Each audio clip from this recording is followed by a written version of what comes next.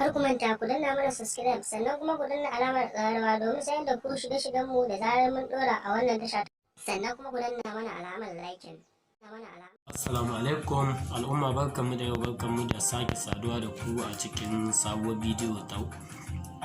To kamar yadda kuka sani tun yaushe na yi bayani akan zane bidiyo akan yadda WhatsApp ɗinka idan ya rufe ga yadda za ka yi installation shi, ka yi tele charge ɗin shi ta cikin Google, sannan ka yi abin nan ɗin shi, ka yi ajutan shi, ka buɗa shi kuma ba tare da wani bokal ɗinka ba ko wani abu naka ya fita, yanda za ka buɗe shi yanda kamar yanda yake kana amfani da shi. Insha Allah yanzu sai ku biyo mu cikin bidiyon. Kar manta idan wannan ne farkon ziyarar ka wannan tashar tamu mai suna Usha 1TV yan kaka TV, ka musu subscribe sannan ka danna ƙararrawar sanarwa ta yadda in mun ɗora sabon shiri za ka gani insha Allah. Sai ka mu like, ka yi sharing zuwa ga group 2 ko zuwa 3 ko WhatsApp ko Instagram.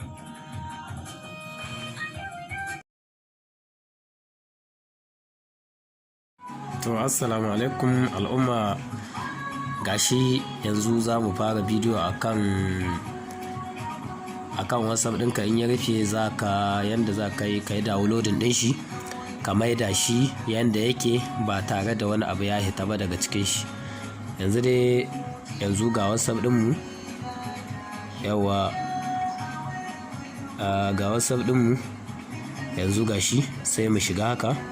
Yawa to kun gani abin da ya nuna mini ma'ana ya nuna ya rufe. To yanzu WhatsApp ɗina ya rufe, ya ne zane in yi downloading ɗin shi. Nan kaga inda aka rubuta tele charge ɗin nan, za ka danna shi haka, kana gani za ka shiga tele charge sai ka jira shi saboda muna da matsalar connection. Yawa kana gani sai ka ja sama, ka ja sama, ka ja sama haka, ka ja sama. Yawa kaga nan ga wuri nan inda aka rubuta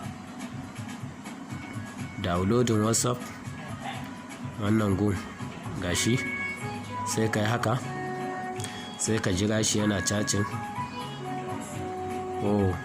Yawa kana gani sai ka ja sama, ka ja sama. Yawa kaga link din nan sai ka danna nan sama.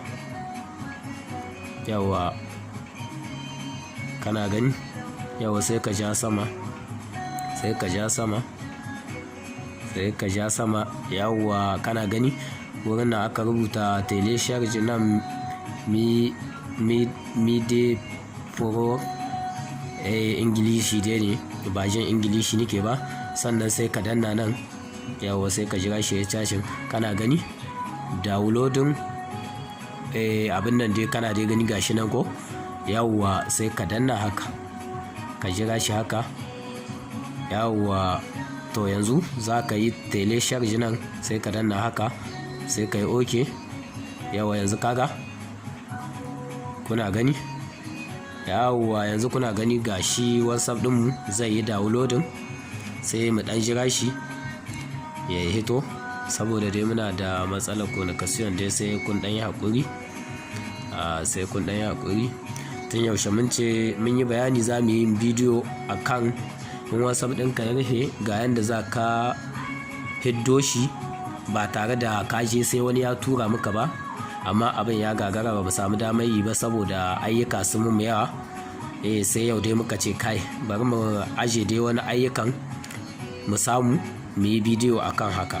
Insha Allah sai kun ɗan yi haƙuri dai saboda matsalar connection. Kuma gashi dai WhatsApp ɗin yana da ɗan mega, gashi nan mega 56 da garan 12. Insha Allah sai mun ɗan yi haƙuri dai. Insha Allah ya ƙare downloading sannan sai mu ci gaba da bidiyon.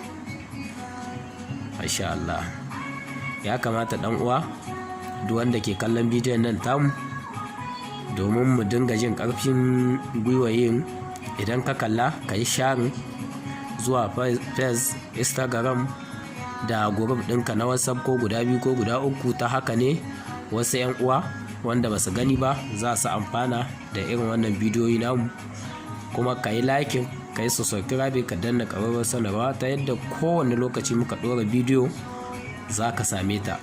Sai dai an ɗan mu haƙuri, muna da matsalar communication.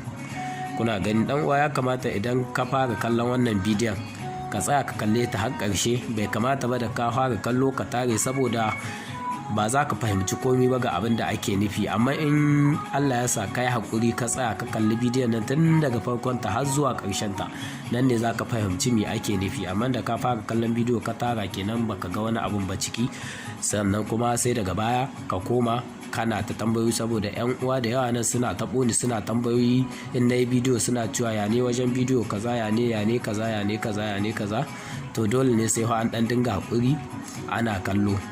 A dan mu dai uzuri, muna da matsalar communication. Kaga dai gashi nan yana ta tafiya dai, insha Allah nan dai da dan segon da 50 haka zai je insha Allah. Sai mu ci gaba.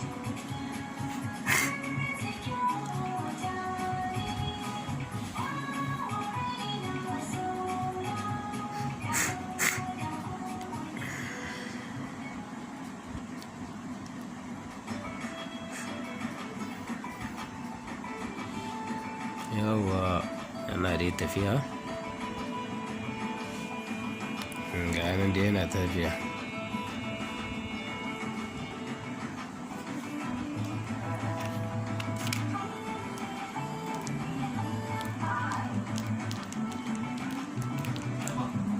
To ya shiga duhu ba.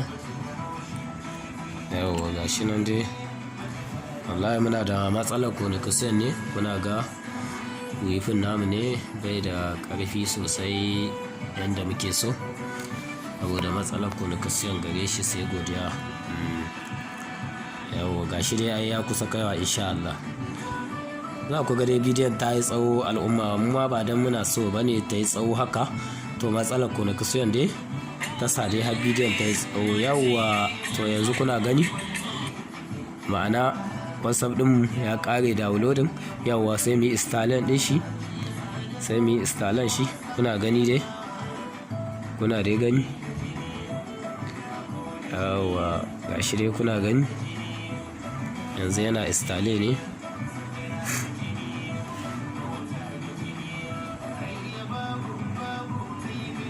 Yawwa kuna dai gani. Yawwa sai mu yi over. Yawa gashi yanzu WhatsApp ɗinmu mun yi downloading ɗin shi ya tayi normal. To kun gani yan uwa, yanzu ina da wani uzuri ba zan samu damar yanda ba zani. Yanzu dai kun ga ai can WhatsApp ɗinmu ba ya nuna nan wurin inda za ka sa lamba ka buɗa.